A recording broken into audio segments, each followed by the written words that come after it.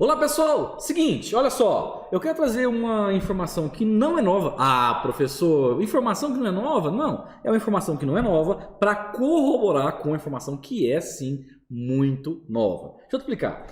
Quando eu comecei na contabilidade, que não faz muito tempo assim, a gente tinha uma situação seguinte. Por exemplo, se tivesse uma solução de consulta dizendo algo que era especificamente igual à da empresa que você tivesse lá na sua carteira de clientes ou da empresa mesmo, da sua empresa, a mesma situação, você não poderia utilizar aquela solução de consulta. Por quê? Porque só valia para quem fosse o consulente, ou seja, quem fez a consulta. Aí você tinha que ir lá, fazer a solução de consulta, aguardar a resposta, para aí depois você começar a usar aquele entendimento. Olha aí como que era, vou explicar de novo, tá? Então vamos lá, eu tinha uma situação de uma venda que era feita para tal situação, parará. E aí o entendimento era que, será que pode, será que não pode? Bom, o meu concorrente de frente foi lá e fez a solução de consulta e a Receita Federal falou, olha, pode.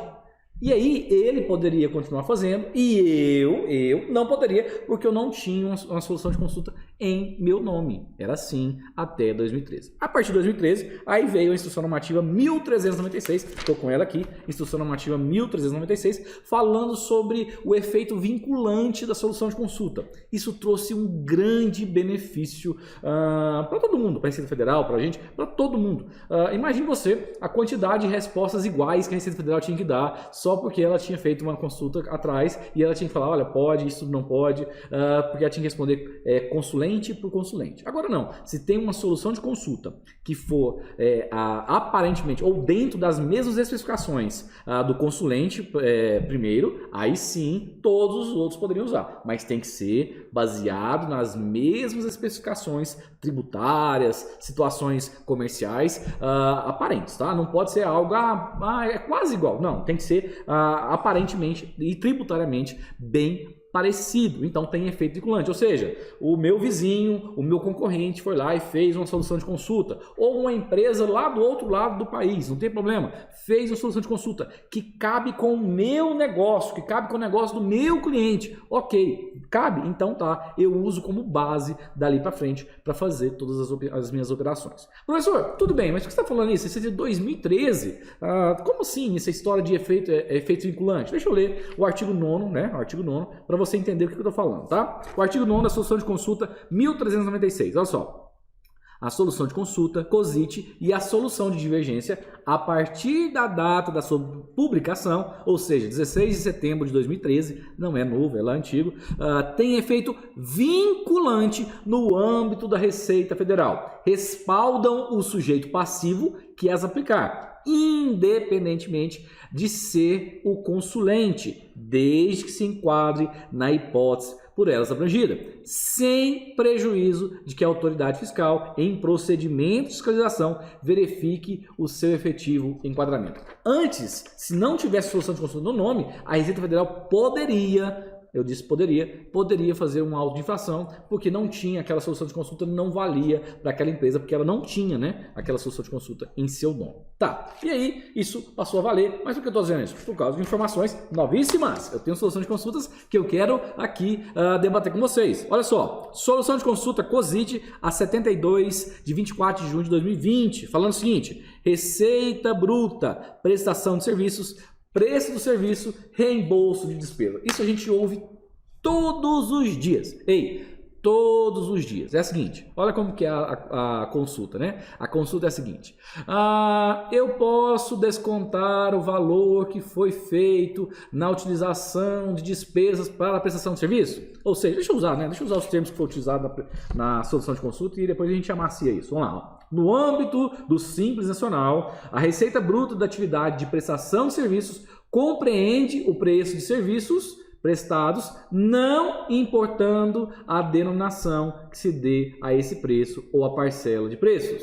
Tá, então vamos lá. A consulta quer dizer o seguinte: olha, eu prestei um serviço e cobrei 100 mil reais. Porém, eu gastei para fazer esse serviço. Eu tive uma despesa na prestação de serviço. E essa despesa tinha um material aplicado, tinha um monte de coisa. Eu quero descontar. Na verdade, o que realmente é só serviço, o serviço é só 40 mil. 60 mil foi mercadoria aplicada na prestação de serviço. Posso descontar esses 60 mil reais? Ou posso descontar essa mercadoria que eu utilizei? E a resposta é não. Se é uma empresa do Simples Nacional, não se pode fazer nenhum tipo de desconto, nenhum tipo de abatimento.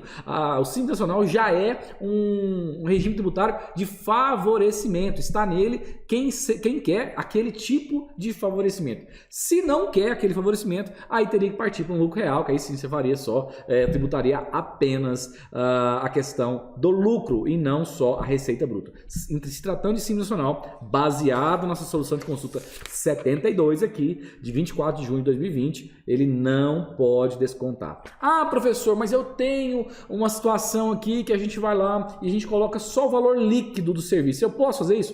Não, claro que não. Você não pode colocar só o valor líquido do serviço na nota fiscal. E o restante do valor? Como faz? Isso não existe, né? Ah, professor, mas aí quem adquire as peças, as mercadorias, é o próprio cliente. Como assim o próprio cliente? É o cliente que contratou o serviço. Bom, aí é uma outra questão, não é a questão dessa solução de consulta, tá? Aí é uma outra situação. Aqui nós estamos trazendo uma situação que todo o serviço, envolvendo toda a prestação e também a mercadoria aplicada naquele serviço, foi por conta do prestador, no caso, um prestador do Simples Nacional, tá? Deixa eu trazer mais uma, a gente não perder essa situação, essa solução de consulta aqui. Legal. Olha essa aqui. Simples Nacional Incorporação. Poderá permanecer no Simples Nacional a empresa que, após incorporar outra pessoa jurídica, continuar satisfazendo todos os requisitos da opção por esse regime. Essa solução de consulta é do dia 24 de 6 de 2020. É a solução de consulta COSIT número 46 de 12 de junho de 2020. Foi publicada no dia 24 de 6 de 2020. Tá? E está perguntando se pode uma empresa que incorporou outra, adquiriu outra, se ela pode continuar no Simples Nacional. E aqui eu te confesso que seria algo que traz um certo novidade para a gente. Por quê? Porque a Receita Federal fala que todos os atos que forem especiais, o que são atos especiais? Cisão, fusão, incorporação, deveriam ficar fora do Simples Nacional no prazo de 5 anos. E agora a gente tem uma situação que se uma empresa do Simples Nacional incorporar outra, ou seja, adquirir uma outra empresa, mesmo se atender todos os requisitos do Simples Nacional, ou seja, a receita bruta abaixo de 4.800.000, os sócios, toda aquela situação do Simples Nacional, ela poderá continuar, permanecer no Simples Nacional. Agora, se for uma empresa de um outro regime tributário, lucro presumido, lucro real, que queira aderir, aí ele não poderia, ele na verdade teria que esperar esses 5 anos do regime especial. Beleza? Então é isso, pessoal. Mais uma situação que a gente está aprendendo aí sobre soluções de consultas e como isso tem efeito vinculante, tá bom? Forte abraço, fique com Deus e até mais.